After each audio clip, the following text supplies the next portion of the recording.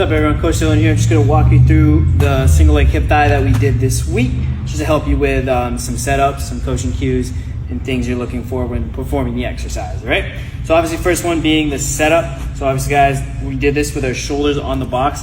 That's the way I like to do hip thighs, bridges, personally.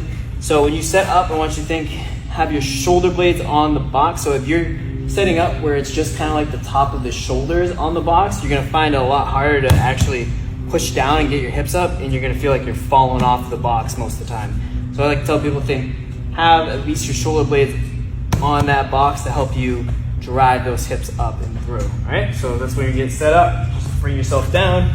Shoulder blades are on that box. Again, you're not propping up on your arms. You're just letting your back rest on that box. Right. For setup with the feet, this one you're going to have to kind of feel out a little bit. I tell people you don't want your feet so far out that when you come up, your heel is in front of your knee, because that means you're going to put a lot more stress on the hamstring, which yes, we're working the hamstrings, but we're really trying to target the glutes. So you want to actually bring that foot in closer to you, so when you're at the top, it's more directly right under the knee, and you have more of a 90-degree angle in that leg. All right?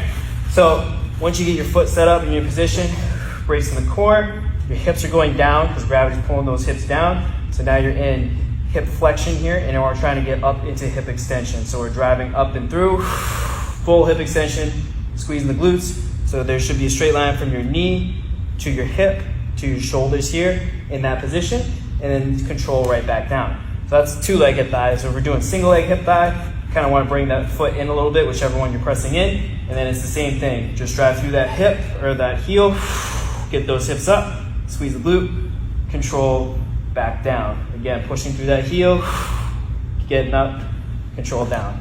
Now, some people can do it from the ground, that's fine, and others, I know Megan loves to have the other version where your foot is elevated on the box. This is a very, very high box to do a heel elevated hip bridge, but you can do the same thing essentially, and some people say it feels better for them, but really, again, it's all in the setup and how you execute the movement. So even here, you can see I'm in, again, hip flexion.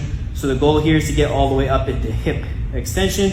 So regardless of what position, which method you do, you just want to make sure when you come up to that bridge, you're pushing all the way up, straight line from the knees, hips, to the shoulders, control back down. So this one's definitely a lot more harder, especially because the box is really high, my feet are a lot elevated. So you can see I gotta drive very far up to get to full hip extension. The reason why I'm not a huge fan of this one, because a lot of people will come up to here and think they're getting full hip extension when they're not, and then controlling back down. So obviously this is a very, very high box to be doing that on.